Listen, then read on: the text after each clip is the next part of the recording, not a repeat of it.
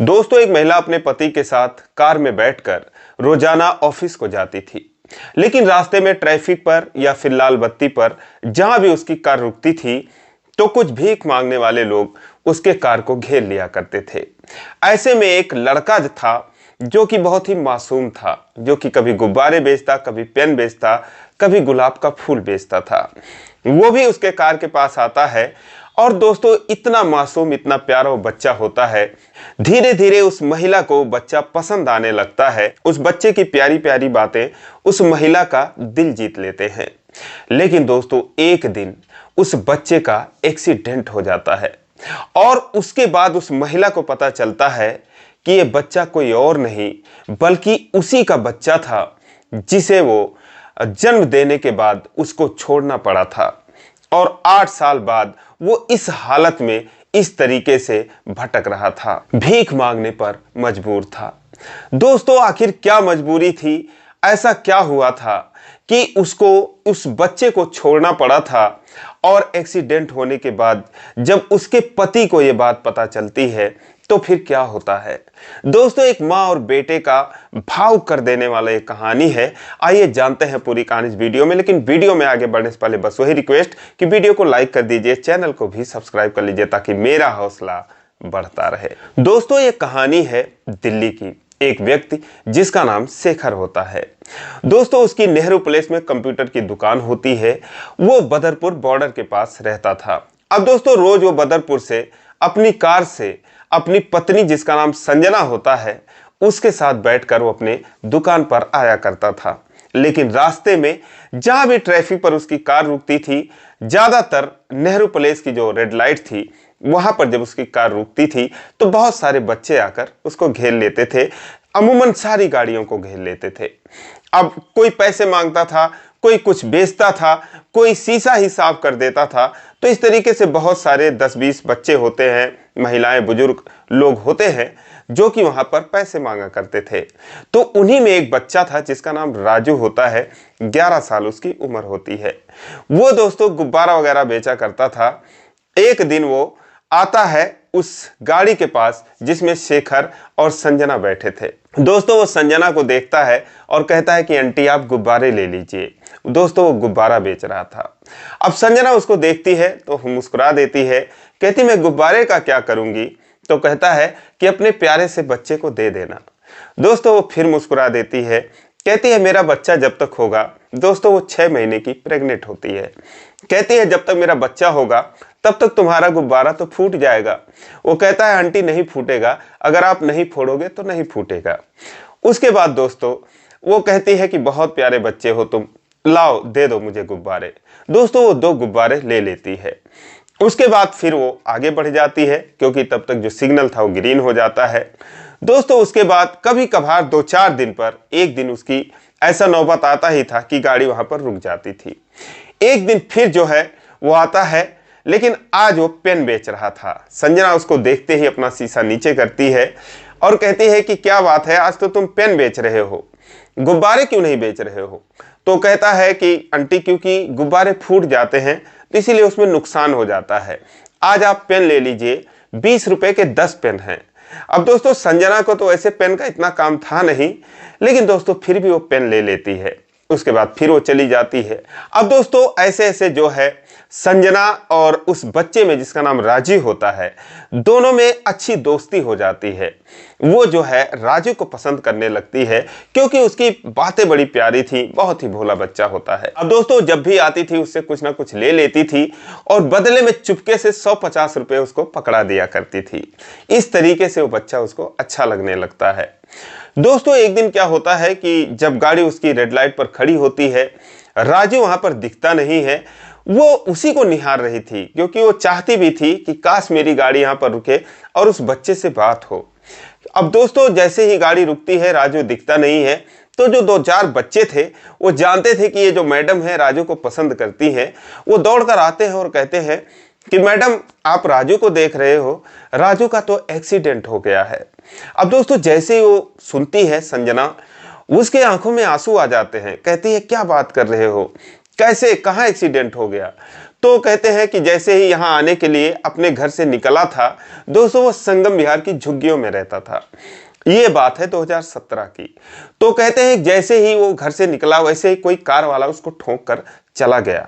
तो दोस्तों संजना कहती है कि कैसी है उसकी हालत। बच्चे कहते हैं कि पता नहीं, बचने की कोई उम्मीद नहीं थी, सर वगैरह फट गया था। अब दोस्तों इतना सुनते ही जो संजना थी वो कहती है कि क्या तुम लोग मुझे उसके घर तक ले जा सकते हो। कहते हैं कि हाँ आंटी, मेरे घर के बगल में ही तो रहता है। अब वो शेखर से कहती है कि शेखर मुझे प्लीज उतार दो, मेरा दिल नहीं मान रहा है, मैं जाऊंगी, उस बच्चे को देखने जाऊंगी। शेखर कहता है ठीक है तुम जाओ, और मैं चूंकि जा रहा हूं दुकान पर, लड़के भी आ गए हैं, दुकान खोलने का टाइम हो रहा है, तो जैसा भी होगा मुझे भी फोन करना। दोस्तों वहीं पर उतार देता है। उसके बाद वो ऑटो पकड़कर एक दो बच्चों को बिठाकर वहां से चल देती है। लेकिन जब वहां पर उसके घर पे पहुंचती है तो दोस्तों वहां पर एक बुजुर्ग महिला बैठी थी। उस महिला को देखते ही जो संजना थी वो हैरान हो जाती है, क्योंकि वो उसको भली भांति पहचानती थी। जैसे वो जाती है वैसे ही जो महिला थी वो भी संजना को पहचान जाती है और उसको देखते ही दहाड़े मारकर रोने लगती है। कहती है कि मैं तेरे बेटे को नहीं बचा सकी। दोस्तों इतना सुनते ही जो संजना थी वो कहती है कि क्या वो मेरा बेटा रजत था। तो कहती है कि हाँ। अब दोस्तों इतना सुनते अपना छाती पीटने लगती है और रोने लगती है, बेसुध हो जाती है। कहती है कि मेरा बच्चा 8 साल बाद मुझसे मिला था, इस तरीके से भटक रहा था, मैं उसको पहचान भी नहीं पाई, कितनी अभागन हूं, मेरा ही बच्चा था, वो कहाँ पे है, कैसा है, मैं उसको देखना चाहती हूँ। अब दोस्तों और जो पास पड़ोस की औरतें थी वो कहती है कि ये कौन है, लड़की कौन है, महिला कौन है। तो जो उसकी सास थी वो बताती है कि यही तो उसकी माँ है। अब वो कहती है कि उनके मुंह खुले के खुले रह जाते हैं कि इतनी वीआईपी ये लेडीज है और कहाँ वो बच्चा मैला कुचैला। अब दोस्तों वो जो है विश्वास नहीं हो रहा था उनको, क्योंकि कहानी नहीं पता थी इसके पीछे की। वो दोस्तों दहाड़े मार मार कर रोती है और राजू राजू रजत रजत करके चिल्लाती है। लेकिन दोस्तों उसका बच्चा कैसे था इसके लिए थोड़ा पीछे जाना पड़ेगा। बात है 2005 की। जो संजना थी लखनऊ की रहने वाली थी। जब उसकी उम्र 17-18 साल की थी तो उसे एक लड़के से प्यार हो जाता है, जिस लड़के का नाम राजू होता है। अब राजू से जब प्यार हो जाता है तो उससे वो शादी करने के लिए बोलती है, लेकिन उसके घर वाले इस शादी से बहुत खिलाफ रहते हैं। वो उसको बहुत समझाते हैं, लेकिन दोस्तों दिल है कि मानता नहीं। जो संजना थी उसने कुछ नहीं देखा, वो राजू से शादी कर लेती है और उसके साथ रहने लगती है। 1 साल बाद उसको एक बच्चा पैदा होता है जिसका नाम रजत होता है।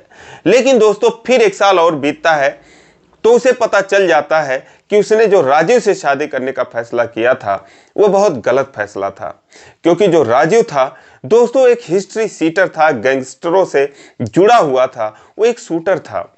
एक दिन जो है वो उसे बहुत समझाती है और कहती थी कि इसका अंजाम बहुत बुरा होता है, लेकिन दोस्तों वो मानता ही नहीं। एक दिन जो उसके दुश्मन थे उसको मार देते हैं। अब संजना को तो पता था कि इसके साथ यही होने वाला था, लेकिन फिर वो कहती है कि चलो ठीक है, मेरा बेटा है, मैं इसी के सहारे अपनी जिंदगी काट लूंगी। अब दोस्तों तब तक उसकी शादी को 2-2.5 साल बीत चुके थे। एक दिन क्या होता है कि जो संजना के माता पिता थे, जिन्होंने शादी के बाद कभी उसकी शक्ल नहीं देखी, उससे बात नहीं करी थी, वो लोग जो है आते हैं संजना के पास और दोस्तों उसे गले से लगाकर रोने लगते हैं।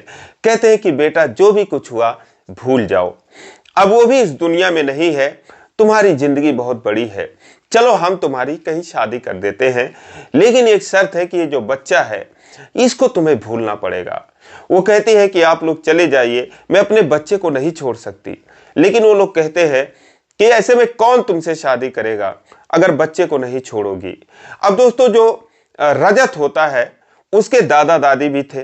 वो कहते हैं कि बेटा ठीक कह रहे हैं तुम्हारे मम्मी पापा, तुम्हारी उम्र अभी क्या है, 20-21 साल तुम्हारी उम्र है, पूरी जिंदगी पड़ी है, तुम जाओ शादी कर लो, और ये हमारा खून है, हमारे राजू का बच्चा है, तो हम इसको देखेंगे, तुम इसकी चिंता मत करो।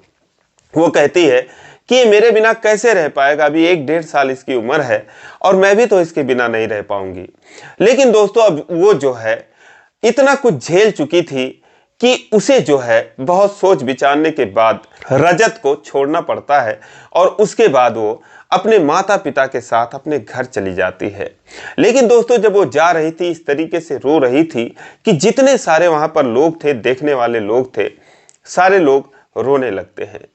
फिलहाल वो जो है चली जाती है और उसके बाद उसके जो माता पिता थे अपनी बेटी से बहुत प्यार करते थे, लेकिन जो है उसकी गलती की वजह से उन्होंने उसे त्याग दिया था।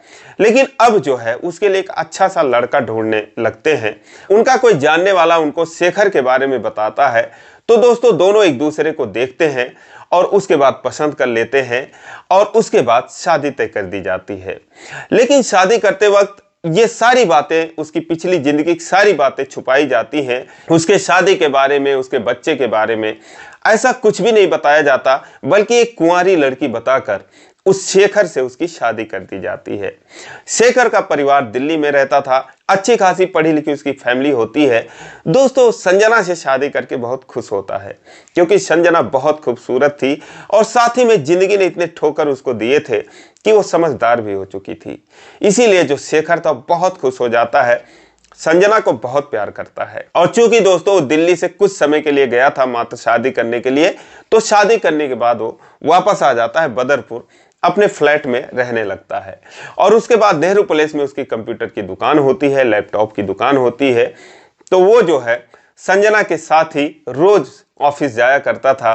संजना भी जो है चूंकि 12वीं तक पढ़ी थी, उसके बाद उसने शादी कर ली थी, लेकिन फिर भी उसने अपनी पढ़ाई नहीं छोड़ी थी, उसने ग्रेजुएशन कर रखा था। तो दोस्तों वो दोनों मिलकर अपनी दुकान चलाते थे, एक दो लड़के भी रखे थे, बहुत अच्छी इनकम थी। अब दोस्तों इधर जो संजना की जिंदगी बहुत अच्छी खासी चल रही थी, लेकिन उधर जो रजत था दोस्तों उसके जिंदगी में भूचाल आ जाता है। क्योंकि उसके जो दादा दादी थे, कुछ दिन बाद जो उसके दादा थे वो भी इस दुनिया से चले जाते हैं। तो उसके जो और परिवार वाले थे वो कहते हैं कि इस बच्चे को तो इसकी माँ छोड़ गई और तू जो है इसको अपने पास अपने पल्ले रख रखी है, मुसीबत की जड़ है, इसको कहीं अनाथ आश्रम में छोड़ा या फिर इसके वहीं पर फेंका जहां इसकी माँ रहती है।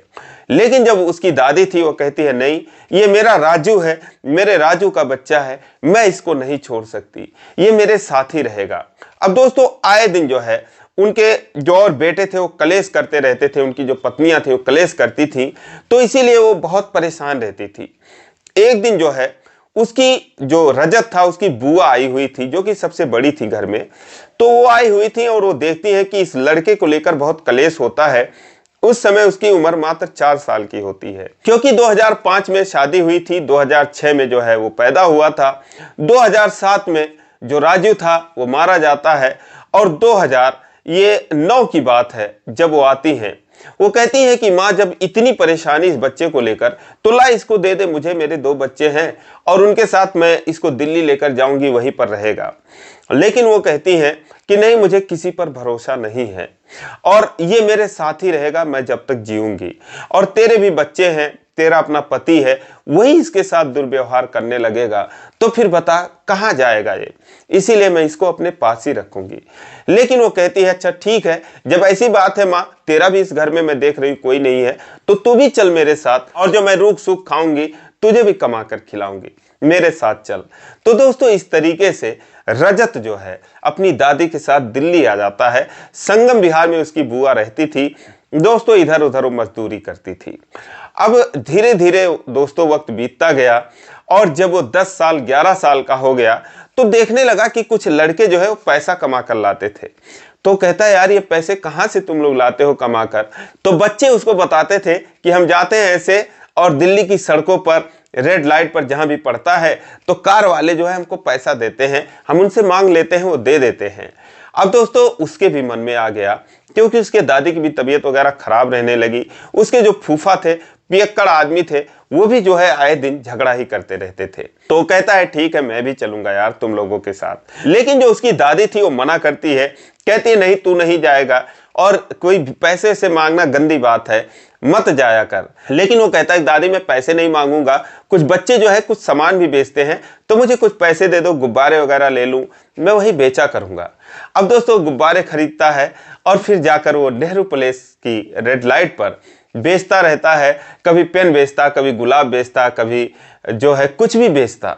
तो दोस्तों उसी दौरान जो है जो संजना थी उससे राजू की मुलाकात होती है।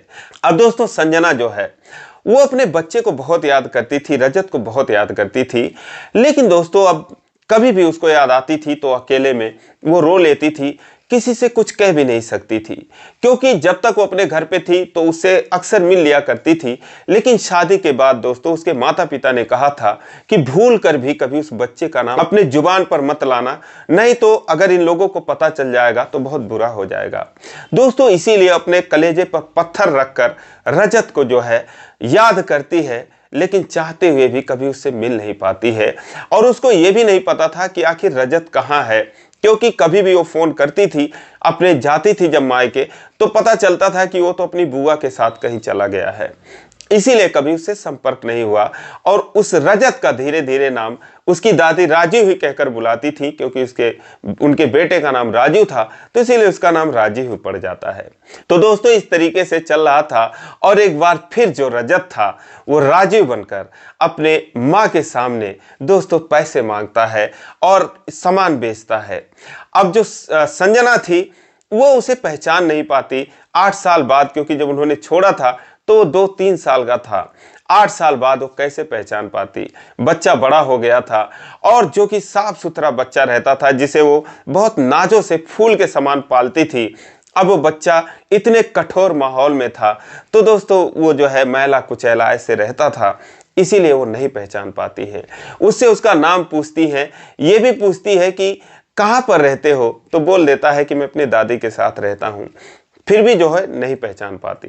लेकिन जब उस दिन दोस्तों वो जाती है वहां पर संगम विहार में, तो जब उसके दादी को देखती है तो उन्हें तुरंत डाउट हो जाता है, नहीं ये मेरा बच्चा तो नहीं है।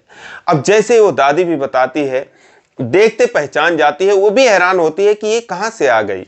हालांकि जानती थी कि दिल्ली में कहीं रहती है, लेकिन इस तरीके से उन्होंने कभी सपने में भी नहीं सोचा था कि आमना सामना हो जाएगा। तो वो जो है जैसे देखती है चिल्लाकर रोने लगती है और बताती है कि हाँ तुम्हारा बेटा रजत था, उसका एक्सीडेंट हुआ है। अब वो दोस्तों चिल्लाकर कहती है कहाँ पर है, उसके पास मुझे लेकर चलो। तो दोस्तों वो कहती है कि अस्पताल लेकर गई है उसकी बुआ, पता नहीं क्या हाल होगा, बहुत गंभीर चोट लगी है। अब 2-3 जो पड़ोस की औरतें थी तुरंत तैयार हो जाती हैं, कहती है बहन चलो हम तुम्हें लेकर चलते हैं। और दोस्तों उसको सफदरजंग अस्पताल लेकर गए हुए थे और तुरंत वो लोग वहां पर पहुंचते हैं, जहां पर जाने के बाद जब उसकी बुआ उसको देखती है, क्योंकि वो भी पहचानती थी, तो वो गले लगकर रोने लगती है और कहती है कि उसकी हालत बहुत खराब है, डॉक्टर कह रहे हैं कोई उम्मीद नहीं है। कहती है नहीं ऐसा मत कहो, दुआ करो, वो मुझे छोड़कर नहीं जा सकता।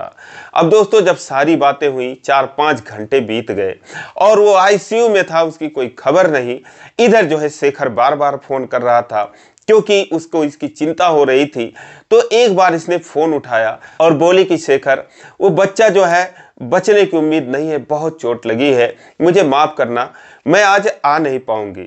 अब शेखर सुनता है हैरान हो जाता है, कहता है यार क्या बात कर रही हो तुम चली गई वही बहुत है, और अगर उसको जरूरत हो तो 10-20 हजार रुपए दे दो।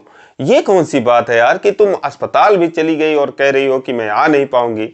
तुम इतनी इमोशनल हो जाओगी तो दिल्ली जैसे शहर में तो रह नहीं पाओगी। ऐसे भी कौन करता है यार किसी के लिए। अरे उसकी वहां पर माँ होगी, उसके पिता होंगे, घर वाले होंगे, और वो लोग देखेंगे, जो होगा देखा जाएगा। ऐसा तो रोज दिल्ली में होता रहता है। लेकिन दोस्तों वो कैसे बताए कि वो कौन है, उसी का अपना बेटा है। वो कहती है शेखर अभी मैं तुमसे बात नहीं कर पाऊंगी। दोस्तों उसके बाद वो कहते मुझे माफ करना। उसके बाद वो फोन स्विच ऑफ कर देती है। दोस्तों फिर 2 दिन बीत जाता है, तीसरा दिन आ जाता है, वो लोग वहीं पर थे। डॉक्टर बार बार आकर कहते हैं कि अगर होश आ गया तो ठीक है, नहीं तो फिर कुछ कह नहीं सकते। लेकिन तीसरे दिन डॉक्टर आते हैं और फाइनली कहते हैं कि बच्चे को होश आ गया है, आप लोग मिल सकते हैं। अब दोस्तों जैसे ये लोग बात सुनते हैं, एक दूसरे के गले लगकर रोने लगते हैं। उसके बाद दौड़ी दौड़ी जो है जाती है संजना, और जैसे ही वो अपनी आंखें खोल रखा था, राजू उसको देखता है, कहता है कि आंटी आप हो, आप आई हैं। तो कहती है कि बेटा मैं आंटी नहीं हूं, तुम्हारी माँ हूं। उसके बाद दोस्तों वो चूमने लगती है, उसे प्यार दुलार करने लगती है। सीने से लगा लेना चाहती थी, लेकिन दोस्तों डॉक्टर जो है मना कर देते हैं, कहते ज्यादा बात मत करो और बच्चा जो है होश में आ गया है, आप लोग टेंशन मत लो।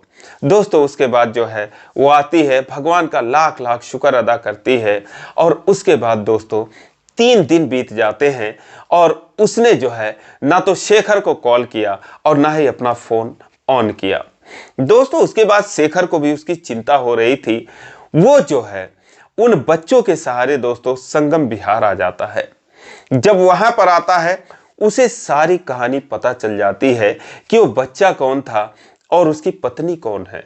अब दोस्तों उसके बाद जो है वहां से वो सीधा सफदरजंग आता है और वहां पर जब उसकी मुलाकात संजना से होती है तो दोस्तों वो उसको उल्टा सीधा कहने लगता है। कहता है तुम लोगों ने धोखा दिया और तुम लोगों को ऐसा नहीं करना चाहिए था, आज से तुम्हारा मेरा रिश्ता सब कुछ खत्म होता है।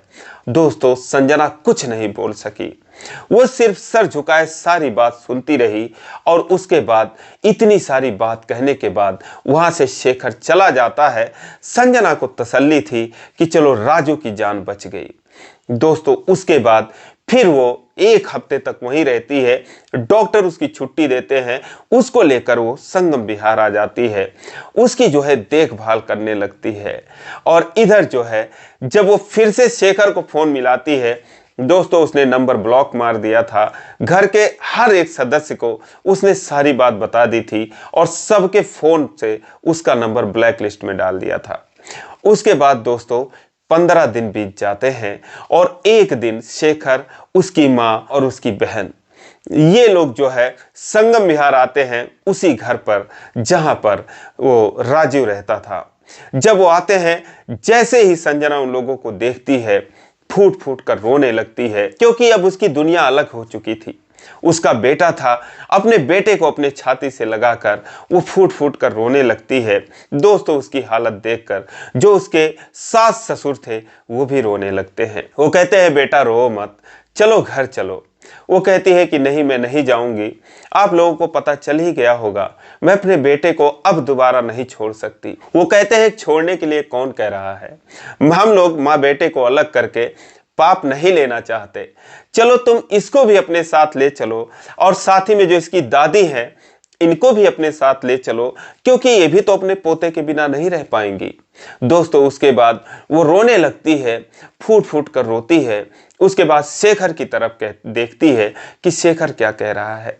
शेखर भी कहता है कि चलो मैं भी तो तुम्हारे बिना नहीं रह सकता। दोस्तों उसके बाद वो उसके सीने से लग जाती है और उसके बाद फिर उसकी दादी और राजीव और संजना को लेकर वो लोग बदरपुर जाते हैं, अपने घर पर जाते हैं। दोस्तों 2017 की बात है। उसके बाद आज 7 साल बीत चुके हैं। 6 महीने की उस समय प्रेग्नेंट थी, 3 महीने बाद उसको एक बेटा होता है और फिर 2-3 साल बाद उसको एक बेटी होती है। आज जो है पूरा परिवार एकदम सही तरीके से रह रहा है। उसकी बुआ भी आती जाती है मिलने के लिए। आज जो है रजत उर्फ राजू की उम्र 18 साल के करीब है और उसके छोटे भाई की उम्र 7 साल, बहन की उम्र 3 साल की है। आज ये सारे लोग बहुत शानदार लाइफ बिता रहे हैं, बहुत अच्छे तरीके से रह रहे हैं। दोस्तों कुछ भी हो जाए लेकिन एक बच्चे को उसकी माँ से जुदा नहीं करना चाहिए। तो दोस्तों ये रही आज की कहानी। आपको ये कहानी अच्छी लगी या अच्छी नहीं लगी कमेंट करके जरूर बताएं, और अगर अच्छी लगी हो तो वीडियो को लाइक नहीं किए हैं तो लाइक कर दीजिए, चैनल को सब्सक्राइब कर लीजिए इसी प्रकार की कहानियों के लिए। फिर मिलेंगे अगले वीडियो में, तब तक के लिए जय हिंद।